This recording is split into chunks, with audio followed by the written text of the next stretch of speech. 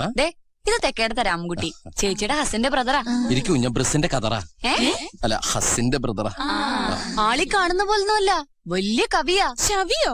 ശവിയല്ല, കവി, മഹാകവി. വള്ളത്തോളിന്റെ തോളോടൊപ്പം നിൽക്കുന്ന ആളാ. ഒരര ഇഞ്ചിന്റെ കുറവേ ഉള്ളൂ. എന്നാ പിന്നെ ഞാനങ്ങട്. അയ്യോ, ഇവിടെ ഇരിക്കുന്നേ. ഇരിക്കേ. വല്ലാതെ വേർക്കുന്നുണ്ടല്ലോ. ചൂടെടുക്കുന്നുണ്ടോ? വേണമെങ്കിൽ ജനാല തുറന്നിടാം, നല്ല ഇളം കാറ്റ് വീശും. പക്ഷേ തേങ്ങാക്കുലകൾ ആടും തോന്നണില്ല.